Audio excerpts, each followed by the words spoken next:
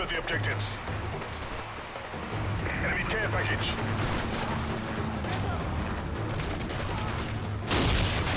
Enemy UAV spotted. Take it down.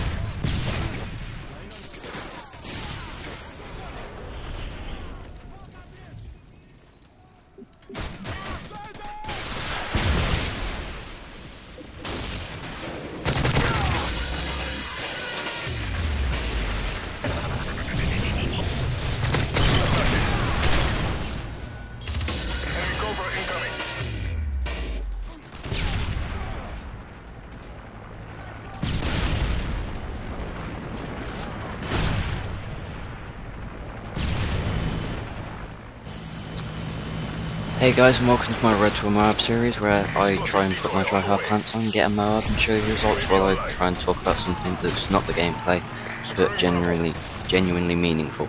Now the Xbox media briefing's just finished, so I thought I'd make a quick video to fill in you guys on my thoughts or just get you up to speed in case you missed the show.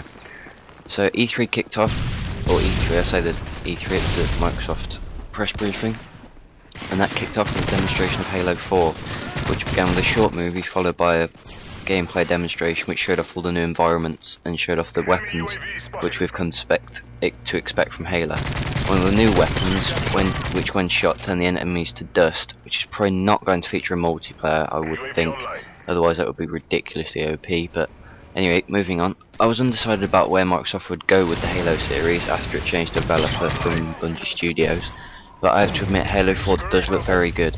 I'm glad that they've returned to the Master Chief story, as for me those have made the best games, as there seems to be a better and more easy to follow story. This was followed by Splinter Cell Blacklist, which had a very dramatic opening cutscene of Sam Fisher, the main character of the Splinter Cell series, carrying a body into a Middle Eastern camp. Once he'd been recognised as not a local, so he quickly dumped the body, took a nearby hostage, and then assassinated the two guards with pinpoint accuracy. He did this all in one slick Hollywood blockbuster-esque style sequence, which ended with him putting a bullet into the hostage's head.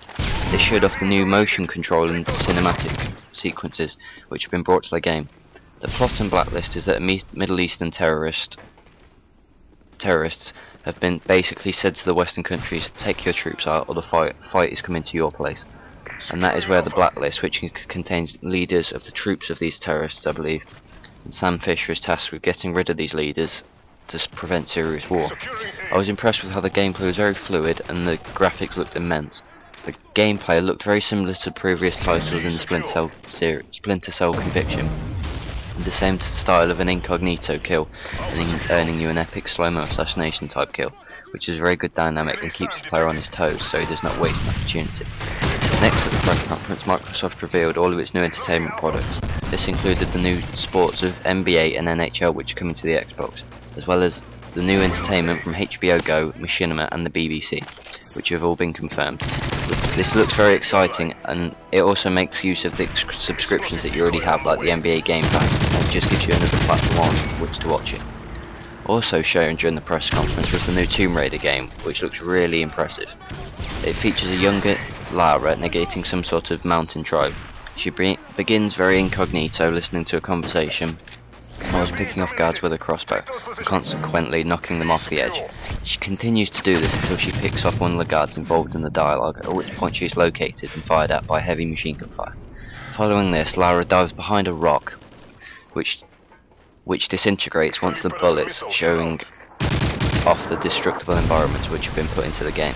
Once she had dispatched the guard, Lara carried on down zipwire with her machete, much like Ezio in Assassin's Creed Revelations with his hook blade.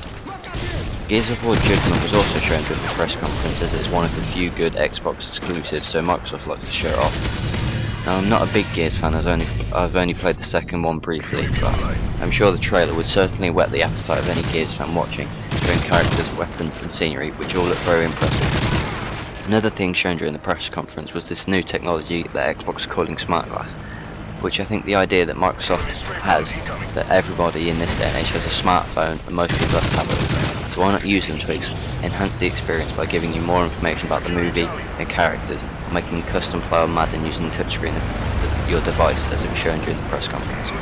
I I do think this is a good idea to help get people more involved and integrated into the gaming experience by giving them more information. Hopefully this could get rid of those annoying inventory pause menus and mean that you don't have to pause the game to equip your new item that you just found. Although this is a really good idea, I do think it's a bit of a screw you to Nintendo by stealing the concept for the Wii U, which Nintendo plans to ship out soon and will be announcing in their press conference sometime this week. Although I do think Smart Glass is a better idea than the Wii U and a good move for Microsoft, as it is a different approach from Kinect where you needed the technology to enjoy the benefits of the software, whereas this time it is making use of hardware that you already own, although I am doubtful as to whether this will be available on just Android or whether it will go wide on iOS platforms as well, as this would give me another reason to dig deep and buy myself an iPad. As well as feeding you more information, Smart Glass also allows you to navigate the Xbox Hub with your smart device. This is much easier than trying to use the failed media remote concept, or trying to find a set of batteries for your controller just to start a movie off. Whereas now you can use an item that never strays far from us, so why not take advantage of that? Along with the Smart Glass concept, Xbox also launched Xbox Music and Internet Explorer for Xbox, which fit hand in hand with the Smart Glass concept. As you'll see, you'll be able to use your mobile device with this. The only fear I have with Xbox Music is that we already have Last.fm and YouTube on the system, so what more can that offer? Well, we're just going to have to see, but the addition of Internet Explorer for Xbox, not the most widely used browser, but it does allow Xbox users the internet surfing capabilities that we've been crying out for years, as Sony and Nintendo have been able to provide for the Wii U and the PS3 respectively. Forza Horizon also featured in the press conference, unsurprisingly, as it is another main Xbox only title. I was quite shocked at the new look that they're going for with it, which I think will appeal much more to the wider audience. Although as Need for Speed already has a great market share for the street racing genre, Forza Horizon will have to fight hard to get its place on the throne. Although it does seem to be a happy medium between the hardcore precise circuit racer and bash into everything as quickly as you can street racer. This might be a Forza game that I'm actually excited about, which hasn't happened since Forza 2. Also on show was an array of Kinect games, surprisingly, because they don't want to pressure us into it at all. All jokes aside, Kinect is slowly starting to look better. I do think that maybe they should have launched Kinect with some blockbuster games using the technology, but now you've seen it integrated into FIFA 13 using the referee feature, and Madden using the calling out the plays feature. Maybe there is some hope for Kinect, besides repetitive party games. I guess we're going to have to see in the future. Finally, the conference finished with what everyone was expecting and anticipating, the world's first of a new trailer of Call of Duty Black Ops 2. As well as a new trailer, there was also a single player gameplay demonstration from the head of Treyarch Studios. The new game has a feel to it, and by that I mean things like the equipment positioning, the amount of ammo in the clip, all had a slight futuristic feel to it, showing that it wasn't an old Treyarch game, it wasn't a Modern Warfare game. It is its own game and style, which is good to see Treyarch taking it down the new route with a new time period on a new game. During the sequence, the drone was shown and it is operated by the use of a computer on Mason's wrist, which all looks very futuristic.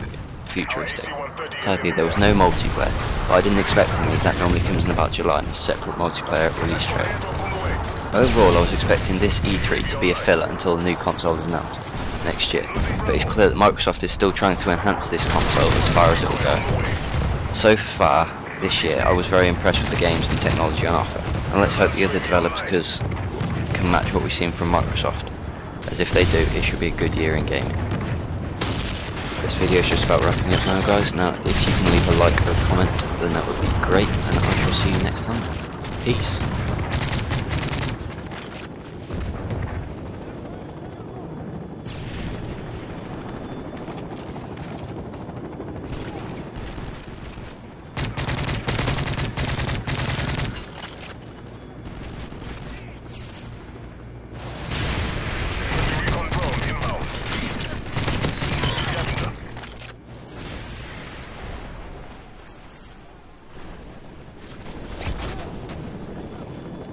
Securing Alpha.